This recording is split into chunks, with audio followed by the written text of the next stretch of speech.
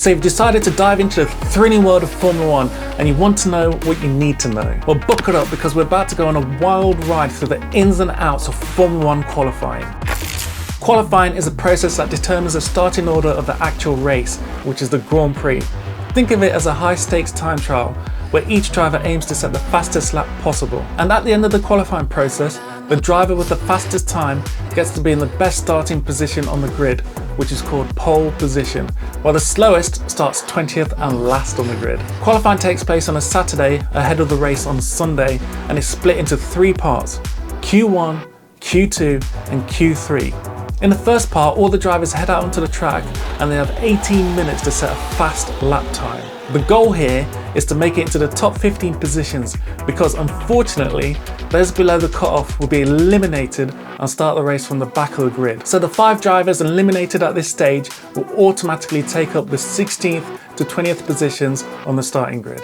With Q1 done and dusted, it's time for the remaining 15 drivers to go out in the second part of the qualifying session. This time around, instead of 18 minutes, the 15 remaining drivers have 15 minutes to set their fastest lap time. At the end of this session, the 5 slowest drivers are eliminated, which means that on the starting grid, they'll fill up the 11th to 15th positions. Meanwhile, the top 10 drivers from Q2 will proceed to the final part in Q3. Q3 is a final showdown to decide who gets a highly coveted pole position. They have just 12 minutes to give it their best shot and set a blistering lap time. Once the dust settles, the fastest lap times are used to determine the starting grid positions of the top 10. The driver with the fastest time secures pole position, while the rest fall into place according to the respective lap times. After hearing all that, you might be wondering why achieving pole position is so important in Formula One. Well, it's because a driver's track position can significantly impact their race.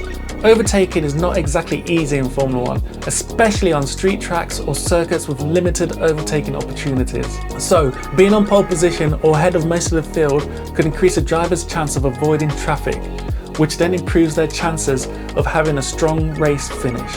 This is why qualifying can be an important part of the weekend that can get very frantic at times. There's high stakes for the drivers, teams and everyone involved. Sometimes the finishing order of qualifying will not be the starting order of the grid, and that's due to the driver having a penalty applied to them for various reasons outside of the qualifying process. A driver may have received a penalty before qualifying, and one of the most common penalties that drivers receive is a grid penalty. A grid penalty results in a driver being moved back on the starting grid for the race, and it can be imposed for a number of reasons.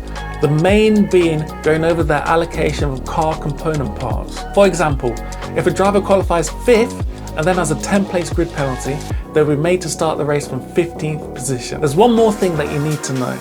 In addition to the Grand Prix, at some weekends on the calendar, there's a sprint race held as well.